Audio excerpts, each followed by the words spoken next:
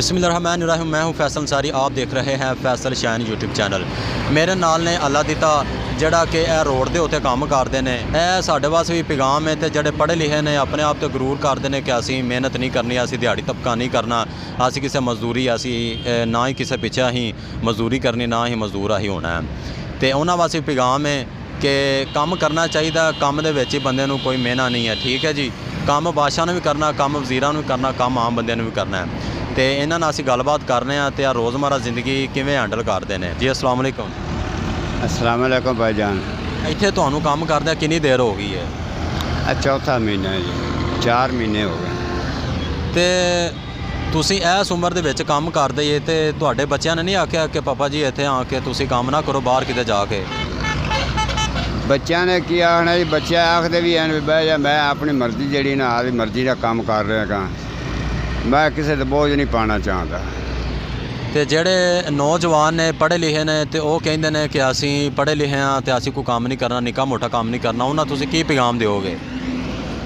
उन्होंने पैगाम ही वो अपनी मर्जी के मालक हैं, असी अपनी मर्जी के मालक हैं। अस अपनी करके खानी मजदूरी, सानू किसी नाल कुछ नहीं है।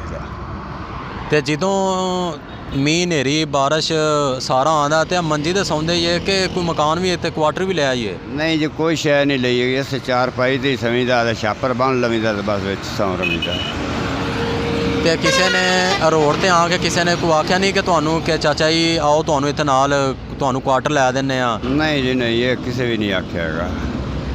तो तुहाडी रिहाइश कित्थे आ प्रॉपर जिथे तुसीं पिछों रहिंदे जे? हवेली लखा।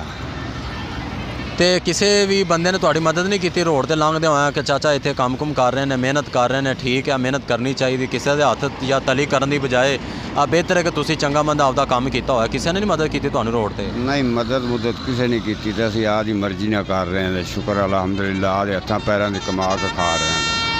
तो दिहाड़ी दे तुहानू किन्ने को इत्थे पैसे आ जांदे ने? दिहाड़ी ये कदे 500 बन गई, कदे 700 बन गई, कदे 800 बन गई। जिंदे 100 रुपए की पट्टी बर्फ दी है, 2 पट्टियां बर्फ दियां लैना है, वो लग जांदियां। बस कदे लग गई, कदे ना लगी, कदे मतलब पल्लों पै गए, कदे लग गई। बस इस तरह कदे 800 बन गया, कदे 200 दे दिता बर्फ वाले नूं, बाकी 500-600 बच गया बस।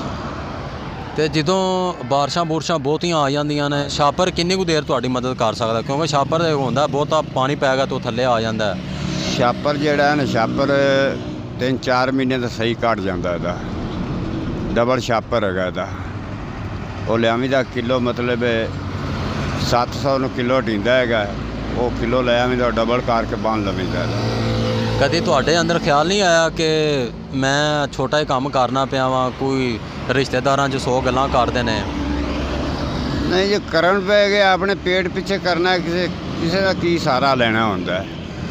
अपनी मदद किसी ने कि बंदा आखेगा जी मैंने मदद देगा ना, हत्थां पैरां ते रब दी ज़ात अपने आप खड़ा करेगा। तो तुहाडे ज़हन 'च नहीं कभी आया कि मैं कल्ली इत्थे जान रहनी हाँ, 100 बंदे नाल मसला मसैल हो जांदा रोड दे उत्ते? नहीं, ये जो कोई परेशानी नहीं है।